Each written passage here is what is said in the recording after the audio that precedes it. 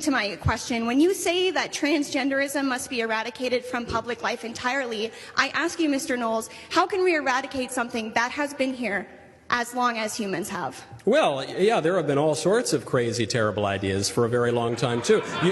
You're pointing to civilizations that committed human sacrifice, okay? You're saying that some ancient pagan tribe worshipped demons and therefore we need to castrate children. That's not a good argument. Yes, that's true. There were all sorts of terrible tribes. In fact, as recently as a little over 500 years ago, the Aztecs here in the Western Hemisphere slaughtered 80,000 people in a sacrifice to one of the demons that they worshipped within the span of 4 days. That's not a recommendation of doing that. I don't think that we ought to consider it. Though, unfortunately, in our increasingly pagan and liberal culture, we do commit human sacrifice to the tune of 800,000 babies a year sacrificed through abortion, and it would make the Aztecs blush what we do. But that doesn't make it the right thing. You refer to a notion that is increasingly popular on the left, which is the idea of the two-spirit among various indigenous tribes. That is not real. That is a contrivance of white liberals in America. There have been various conceptions of sex and gender for all of human history, but the idea of the two-spirited indigenous intuition of some modern transsexual living in New York City who's a man who very much desires to be a woman, that is a complete fiction. You will not find that in literature dating very far back. So what does it say about the question itself? The question, regardless of what the ancient Sumerians believed before they chopped up little kids or whatever, is it true? Can a man really be a woman, and can a woman really become a man? We all know that the answer to that question is false. That's why Professor McCloskey pulled out of our debate at the last moment next week, because even a distinguished professor knows, he has the intelligence to know, even if he is transgender identifying himself, that he can't win that debate because the idea is indefensible. So the question becomes, how does one know that someone with the total physical appearance of a man, how can one know that that person really is a woman? Do you have an answer to that question?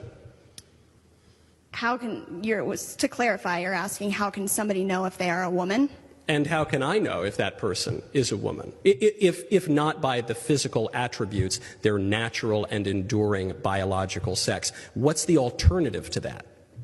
So my response to you is then a question of, what is the purpose of knowing another person's sexual identity? But let me finish. Yeah. If it's not for the premise of reproduction, and there's no need to relate outside of that, then I don't quite understand why we would need to question or. So this is what happens whenever you ask a transgender activist to explain even the basic premise of the movement, is they'll immediately say, well, who cares? Why are you so obsessed with this? I'm not obsessed with this. I'm not the one who started sending men into the women's bathroom and taking away their trophies and castrating kids. I'm perfectly happy with the way things have worked for thousands of years. It is the transgender activists who are trying to upend everything. And so I think it is at least my right to ask the question, okay, what is the premise of your movement? But they always deflect from that. They always withdraw from the debate. They always try to change the subject because there is no answer. So you ask me, well, what's the purpose of,